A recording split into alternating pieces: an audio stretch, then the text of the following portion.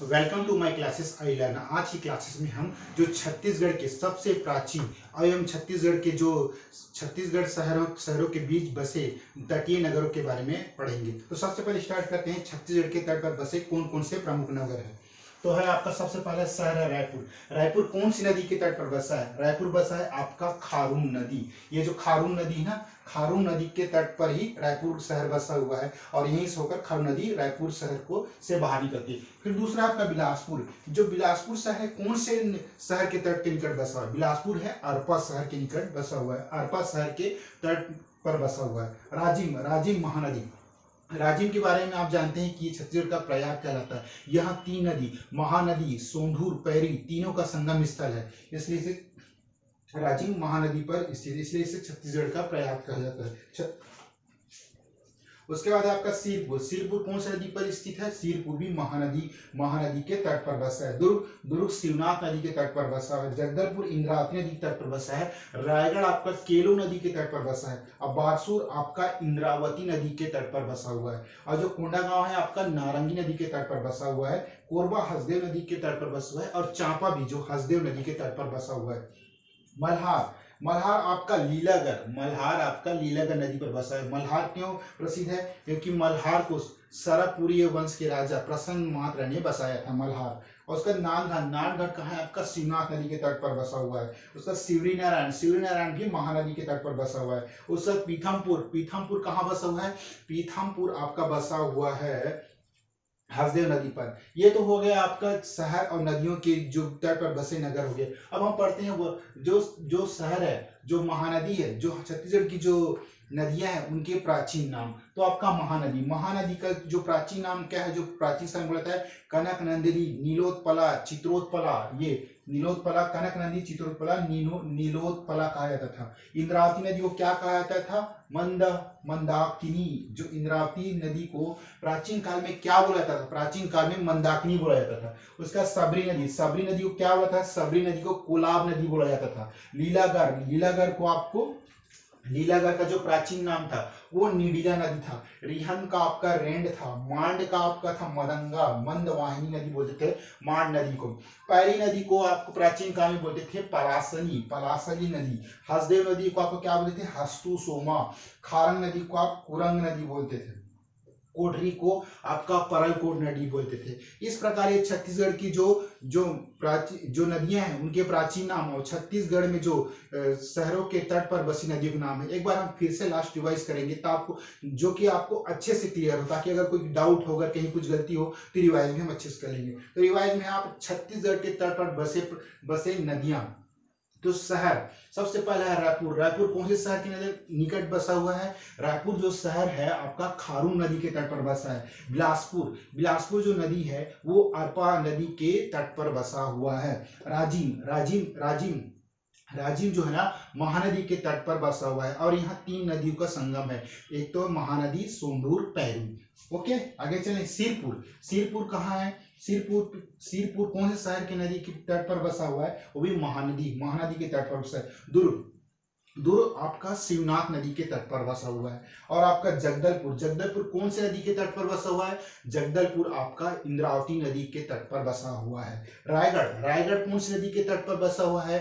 रायगढ़ आपका केलो नदी के तट पर बसा हुआ है। फिर आपका बारसूर, बारसूर कौन सी नदी के तट पर बसा हुआ है? बारसूर आपका इंद्रावती नदी के तट पर बसा हुआ है।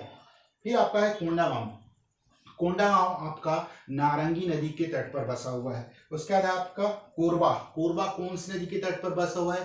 कोरबा आपका हसदेव नदी के तट पर बसा हुआ है। उसके बाद चांपा, चांपा, चांपा जो जिला है जांजगीर चांपा, वो भी हसदेव नदी के तट पर बसा हुआ है। आपको समझ में आया यहाँ तक? अगर कोई परेशानी, कोई दिक्कत, कमेंट कीजिएगा।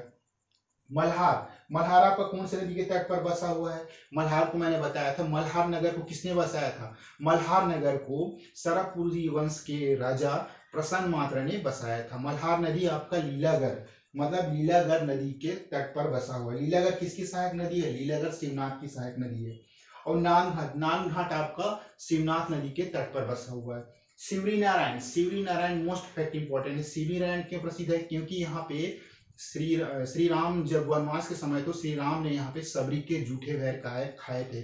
इस कारण शिवरी नारायण प्रसिद्ध है। शिवरी नारायण कौन सी नदी के तट पर बसा है? शिवरी नारायण महानदी के तट पर बसा हुआ है।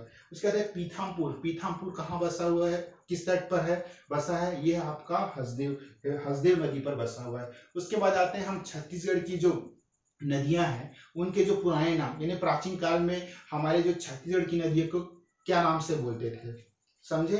आगे बढ़े। पहला है महानदी। महानदी को प्राचीन काल में क्या बोलते थे? महानदी को प्राचीन काल में कनक नंदी, चित्रोत्पला, नीलोत्पला कहते थे महानदी। उसका इंद्रावती नदी को क्या बोलते थे प्राचीन काल में? आपका मंदाकिनी। इंद्रावती नदी को प्राचीन काल में मंदाकिनी नदी के नाम से पुकारते थे। सबरी नदी को क्या बोलते थे? सबरी नदी को कोलाब नदी के नाम से पुकारते थे प्राचीन काल में ना। ये जो वर्तमान नाम है अभी लीलागर को अभी जो वर्तमान नाम लीलागर बोलते थे, और प्राचीन काल में इसको निडीला नदी बोलते थे। उसके बाद आपका रिहन वर्तमान नाम जो अभी हम बोलते हैं का बोलते हैं? बोला रिहन नदी है, लेकिन प्राचीन काल में का बोलते रही? बोला रेड नदी। प्राचीन काल में इसको रेड नदी बोलत रही है। समझ में आई? मांड नदी को क्या बोलते हैं अभी वर्तमान में? हाँ, मैं मांड नदी जावत हूँ, लेकिन प्राचीन काल में क्या बोलत रही है? मदंगना, माने मंद बहने वाली नदी को मदंगा कहते हैं। तो ये समझ में आई?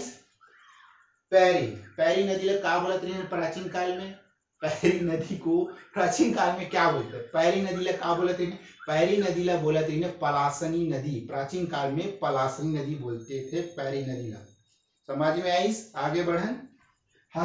हसदेव अभी जो वर्तमान नाम है हसदेव, लेकिन प्राचीन काल में बोला का बोलत रही है? हस्तुसोमा। ये हस्तुसोमा। खारंग नदी को क्या बोलते थे प्राचीन काल में? कुरंग नदी। कोटरी क्या है इसको? परलकोट।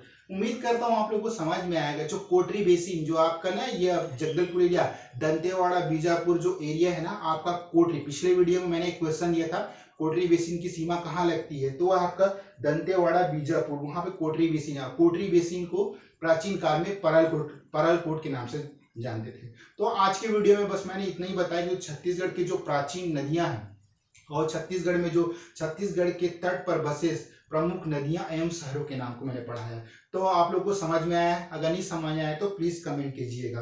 देखिए ये जो है एकदम सरल है, क्योंकि सीजीपीएससी आज के पिछले 1-2 साल में ये क्वेश्चन पूछी कि कौन से तट के शहर पर कौन सी नदी बसी है, या फिर यहाँ कौन सी नदी का संगम होता है। ओके, तो ये आपने रिवाइज भी कर लिया। ये सिंपल से था। अब जो क्वेश्चन पूछती सीजीपीएससी, हम एक लास्ट क्वेश्चन करेंगे। यहां तक आप लोग कोई परेशानी, दिक्कत?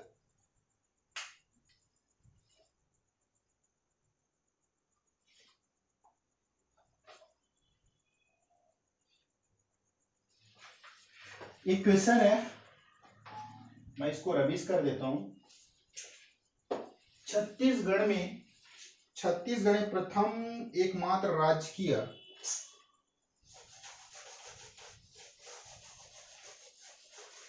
आप लोग क्वेश्चन को लिखिएगा। छत्तीसगढ़ का एकमात्र क्वेश्चन है, छत्तीसगढ़ का एकमात्र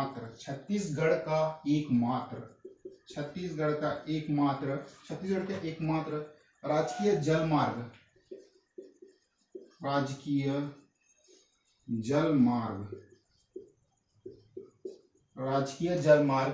किस नदी पर स्थित है?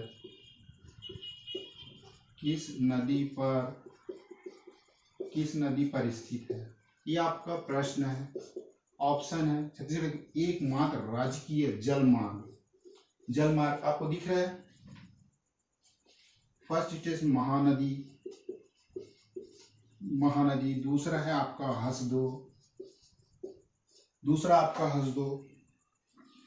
तीसरा शिवनाथ, चौथा आपका सबरी है। देखिए क्वेश्चन अटेम्प्ट करने का सबका अपना अलग अलग तरीका होता है, लेकिन जो ये क्वेश्चन जिसको आपको पता नहीं क्वेश्चन का आंसर, वो भी एक साइंटिफिक यानी कि वैज्ञानिक तरीका होता है कि आप क्वेश्चन को किस तरह अटेम्प्ट करें। देखिए आपने पढ़ा है या भी नहीं भी पढ़ा है, तो छत्तीसगढ़ का एकमात्र राजकीय जलमार्ग पूछा है ना। हम मैंने पिछली क्लास में आप लोग को बताया था कि एकमात्र राजकीय जलमार्ग कौन सा है। तो देखिए, महानदी, हसदो, शिवनाथ, सबरी, ये 4 स्टेटमेंट है। अगर आपको पता है तो काफी अच्छी बात है, नहीं पता है तो भी अच्छी बात है। हम सॉल्व करते हैं। आपने महानदी में कहीं पढ़ा है कि यहाँ जो नौकायान जलमार्ग महानदी से कोई दूसरे राज्य में जाते हैं? नहीं। लेकिन छत्तीसगढ़ राज्य में जो महानदी है पूरा छत्तीसगढ़ के मध्य हृदय स्थल यानी बीचों बीच बहती है। बीचों बीच बहते हुए ये आपका उड़ीसा निकल जाती है। तो यहाँ हमने आज तक कभी नहीं पढ़ा कि यहाँ कभी नौकायान होता है। होता होगा उड़ीसा का, लेकिन हम छत्तीसगढ़ में नहीं पढ़ा। तो ये स्टेटमेंट आप कैसे कर दिया। आपका हसदो, हसदो कहाँ है? कोरबा जिला। बांगो, मिनी माता, माचाडोली, ये मतलब प्रदेश की सबसे ऊंचा बांध। तो ये भी हमने यहाँ नहीं पढ़ा है कि यहाँ पे कोई नौकायान या जलमार्ग है। यानी नौका जलमार्ग का मतलब जो नौका द्वारा हम एक राज्य से दूसरे राज्य में जा सके या हम छत्तीसगढ़ से बाहर निकले। अब तीसरा है शिवनाथ। शिवनाथ नदी तो दुर्ग जिले से बहते हुए निकलती है, आपका पानाभरे से उद्गम होती है। और ये भी आपका मतलब इसके बारे में, शिवनाथ नदी के बारे में हमने नहीं पढ़ा है। तो ये स्टेटमेंट भी कर। जब आपका 3 स्टेटमेंट ऑलरेडी कर दिया तो बचा कौन सा? चौथा स्टेटमेंट, सबरी। आप नहीं जानते तो भी ये चौथा स्टेटमेंट सही है। अगर आप जानते हैं तो शुरू में ये एकदम ब्रह्मा ज्ञानी जैसे तो मार देंगे सबरी, ठीक है। नहीं जानते तो क्वेश्चन को छोड़िए मत, दिमाग लड़ाइए एग्जाम हॉल में। हाँ, कि क्या हो सकता है इसका, मैंने पढ़ा है, अगर मैंने प्रिपरेशन अच्छी की है तो आप कहीं ना कहीं दिमाग आपका जरूर मदद करेगा। तो छत्तीसगढ़ का जो एकमात्र राजकीय जल मार्ग है वह है सबरी नदी। ये है आपका ये मतलब जो सुकमा कोंटम बहती है सबरी नदी, ये आंध्र प्रदेश के पोलावरम तक जाती है। ये सबसे कम 35 किलोमीटर इसकी जो लंबाई है। ये जो छत्तीसगढ़ से सुकमा से आपका आंध्र प्रदेश तक नौकायान जल मार्ग है। तो बस आज की वीडियो में इतने ही। मैंने आपको बताया कि क्वेश्चन कैसे अटेम्प्ट करता है। हो सके कि मेरा तरीका आप लोग को पसंद ना आए, लेकिन फिर भी अगर आप अपने दिमाग पे जोर डालेंगे तो ये मेथड काफी कारगर। और मैं आगे क्लास में आप लोग क्वेश्चन कैसे अटेम्प्ट करते हैं, और जब क्लास जब अंतिम में खत्म होती है तो मैं 1 या 2 क्वेश्चन आपको जरूर कराएंगे। इससे आपका रिवाइज और प्रैक्टिस होता जाता है। कई बार हम होता है कि हम पढ़ते जाते हैं, अगर हम अनसॉल्व पेपर हल ना करें, जैसे मैं आपको बता रहा हूँ ये टूडीजा की 10-15 रुपए की क्वेश्चन पेपर है। मैं भी यहीं से क्वेश्चन उठाता हूँ। तो आप जब एग्जाम हॉल पास आ गए तो आप कोशिश करें कि कम से कम 1 घंटा ईमानदारी पूर्वक जो आपने अभी तक तैयारी की है उसको एकदम अच्छे से यानी आपके जो OMR शीट में भरने की प्रैक्टिस करें या गोला गोला करने को।